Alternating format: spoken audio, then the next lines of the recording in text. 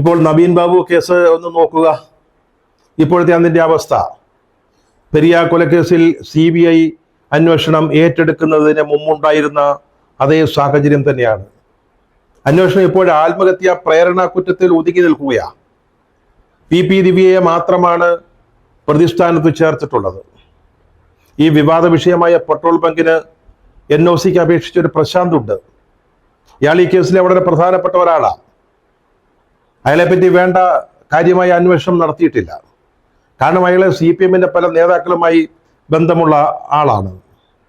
ഈ petrol bunk ഇടപാട്, അതിൻ്റെ പേരിൽ ദിവ്യ നവീൻ ബാബുവിൻ്റെ അടുത്ത് ഇടപെടൽ നടത്തുന്നത്, പിന്നീട് അദ്ദേഹത്തിൻ്റെ മരണം, ഇതിൻ്റെ എല്ലാം പിന്നിൽ ഒരു വലിയ ഗൂഢാലോചന സംഭവിച്ചിട്ടുണ്ട് എന്ന കാര്യത്തിൽ ആർക്കും സംശയമില്ല. എന്തൊക്കെയോ ദുരൂഹതകൾ ഇതിനെയെല്ലാം ചൂഴ്ന്നു നിൽക്കുകയാണ്. ഈ പെട്രോൾ ബങ്കിന് ആരാണ് പണം മുടക്കുന്നത്? അതോ പ്രശാന്താണോ യഥാർത്ഥ ഉടമ? എങ്കിൽ അയാൾക്ക് എവിടെ നിന്നാണ് ഈ പെട്രോൾ ബങ്ക് തുടങ്ങുന്നതിന് ആവശ്യമായ കോടിക്കണക്കിന് രൂപ ലഭിച്ചത്? ഇതിനെ മുതൽ മുടക്കുന്നവരും കണ്ണൂരിലെ CPM നേതാക്കളും തമ്മിൽ എന്താ ബന്ധം? അതിൽ സംസ്ഥാന തലത്തിലുള്ള ചില നേതാക്കളുമുണ്ടെന്ന് പറയുന്നു. ഈ പ്രശാന്തും ഈ പെട്രോൾ ബങ്കിന് പണം മുടക്കുന്നവരും ഇവരൊക്കെ കണ്ണൂരിലെ പ്രധാന CPM നേതാക്കളുമായി ഇക്കാര്യത്തിൽ ബന്ധപ്പെട്ടിട്ടുള്ളതാണ്. വലിയ ഗൂഢാലോചന ഇതിൻ്റെ പിന്നിൽ നടന്നിട്ടുണ്ട്. അതൊന്നും സംസ്ഥാന പോലീസ് ഇതുവരെ അന്വേഷിച്ചിട്ടില്ല. പെരിയ കേസ് പ്രാദേശിക നേതൃത്വത്തിൽ ഒതുക്കാൻ അന്ന് പോലീസ് ശ്രമിച്ചതുപോലെ ഇപ്പോൾ ഈ നവീൻ ബാബുവിൻ്റെ മരണം, അത് സംബന്ധിച്ച അന്വേഷണം PP ദിവ്യയിലും അതുപോലെ തന്നെ ആത്മഹത്യാ പ്രേരണ കുറ്റം എന്ന ഒരൊറ്റ ചാർജിലും ഒതുക്കുന്നതിന് ഇപ്പോൾ പോലീസ് ശ്രമിച്ചുകൊണ്ടിരിക്കുകയാണ്. ഈ പ്രശാന്തൻ മുഖ്യമന്ത്രിയുടെ ഓഫീസിൽ ഒരു പരാതി നൽകി എന്ന് പറഞ്ഞിരുന്നില്ലേ? ഇപ്പൊ അതിൻ്റെ ഏറ്റവും അവസാനത്തെ അവസ്ഥ എന്താണെന്നറിയാമോ? നവീൻ ബാബുവിന് 98,500 രൂപ കൈക്കൂലി കൊടുത്തു NOCക്ക് വേണ്ടി എന്ന് പറഞ്ഞാണ് പരാതി കൊടുത്തത്. ഇപ്പോൾ വിവരാവകാശ നിയമം അനുസരിച്ച് മുഖ്യമന്ത്രിയുടെ ഓഫീസിൽ നിന്ന് കിട്ടിയിരിക്കുന്ന മറുപടി, അത്തരത്തിലൊരു പരാതി മുഖ്യമന്ത്രിയുടെ ഓഫീസിൽ എത്തിയിട്ടില്ല എന്നാണ്. നവീൻ ബാബുവിന്റെ മരണം സംഭവിച്ച് പിറ്റേന്ന് മുതൽ പറഞ്ഞിരുന്ന കാര്യമാണ്. അപ്പോഴീ രേഖ എങ്ങനെ ഉണ്ടായി? ആരാണ് തയ്യാറാക്കിയത്? ഇത് CPM ഓഫീസിലാണ് ഉണ്ടാക്കിയതെന്ന് പറയുന്നു, വ്യാജനാണെന്ന് പറയുന്നു.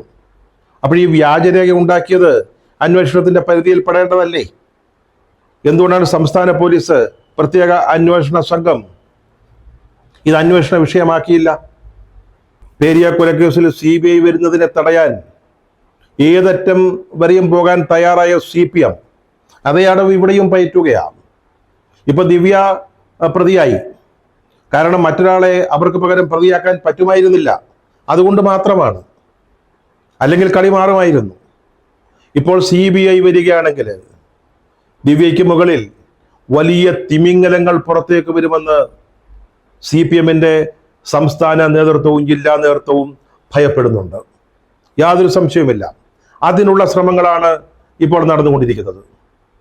അതിനാണ് CBI അന്വേഷണം എന്ന ആവശ്യത്തെ നവീൻ ബാബുവിന്റെ കുടുംബത്തിന്റെ ഒരു ചെറിയ ആവശ്യമാണ്. അതിനെപ്പോലും സംസ്ഥാന സർക്കാർ എതിർക്കുന്നത് ഹൈക്കോടതിയിൽ. CPMന്റെ പത്തനംതിട്ട ജില്ലാ സമ്മേളനത്തിൽ പ്രതിനിധികളുടെ ചർച്ചയ്ക്ക് മറുപടി പറയുമ്പോൾ MV ഗോവിന്ദൻ നടത്തിയ പ്രസംഗം നിങ്ങൾ ആരെങ്കിലും ശ്രദ്ധിച്ചോ? നവീൻ ബാബുവിന് അനുകൂലമായ നിലപാടെടുത്ത പത്തനംതിട്ട ജില്ലാ കമ്മിറ്റിയെ, CPMന്റെ ജില്ലാ നേതൃത്വത്തെ കടിച്ചു കീറുകയാണ് MV ഗോവിന്ദൻ പാർട്ടിയുടെ സംസ്ഥാന സെക്രട്ടറി ചെയ്തത്. നവീൻ ബാബുവിന്റെ മരണം ഉണ്ടായപ്പോൾ അദ്ദേഹത്തിന്റെ കുടുംബത്തിനൊപ്പമാണെന്ന് പറഞ്ഞ ആളാണ് MV ഗോവിന്ദൻ. അദ്ദേഹം എന്താണ് പത്തനംതിട്ട ജില്ലാ യോഗത്തിൽ പറഞ്ഞത്? പാർട്ടി കേഡറായ ദിവ്യ, അവരെ ഒറ്റതിരിച്ച് ആക്രമിക്കാനുള്ള ശ്രമങ്ങൾ പാർട്ടിയിൽ നിന്നുണ്ടായി. അത് മാത്രമല്ല, അവർ CPM നേതാവായതുകൊണ്ട് വലതുപക്ഷ മാധ്യമങ്ങൾ അവർക്കെതിരെ തിരിഞ്ഞു. അപ്പോൾ അതിന് ബലം നൽകുന്ന രീതിയിലാണ് പത്തനംതിട്ട ജില്ലാ നേതൃത്വത്തിൻ്റെ ഒരു വിഭാഗം പ്രവർത്തിച്ചത്.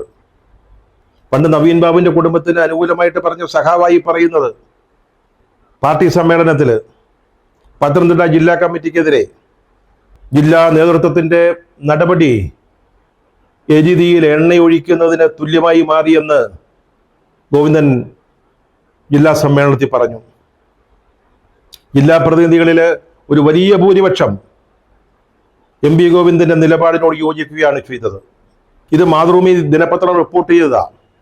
അത് ഇതുവരെ CPM നേതൃത്വമോ എം വി ഗോവിന്ദനോ നിഷേധിച്ചിട്ടില്ല. ഇതിൽ നിന്ന് എന്താണ് മനസ്സിലാക്കേണ്ടത്?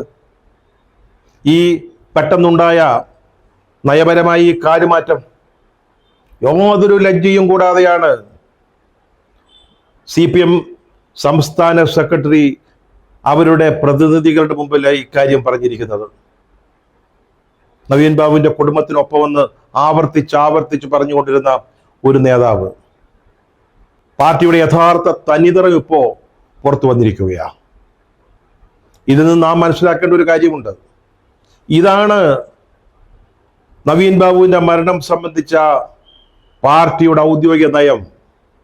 സംസ്ഥാന കമ്മിറ്റിയുടെ ഔദ്യോഗിക നിലപാട് ഇതാണ്. പാർട്ടി ദിവ്യയ്ക്കൊപ്പമാണ്.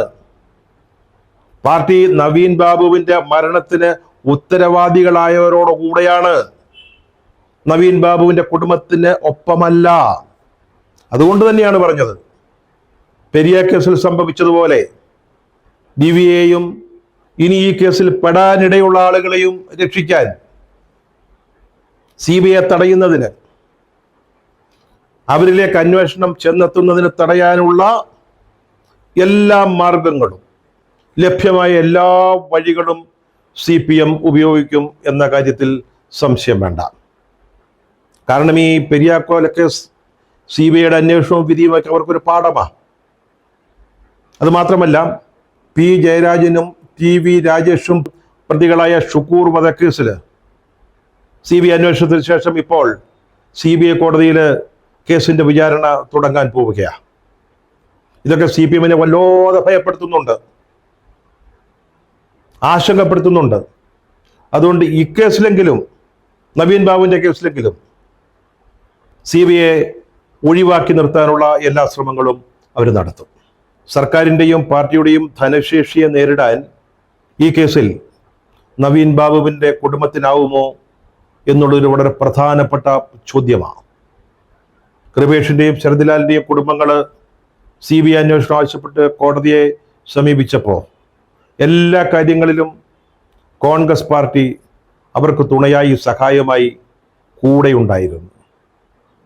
നവീൻ ബാബുവിന്റെ കുടുംബത്തിന് അത്തരത്തിലുള്ള പിന്തുണയോ സഹായമോ പ്രതീക്ഷിക്കാൻ സാധിക്കില്ല. പക്ഷേ CBI അന്വേഷണത്തിനെ തടയുന്നതിന് ഗവൺമെന്റ് എടുക്കുന്ന നീക്കങ്ങൾക്കെതിരെ നവീൻ ബാബുവിന്റെ കുടുംബത്തിന് തുണയായി കേരളം മുഴുവൻ, കേരളത്തിന്റെ മനസാക്ഷി ഉണ്ടാവണം. അതിനുവേണ്ടി കേരളം മുന്നിട്ടിറങ്ങുക തന്നെ വേണം.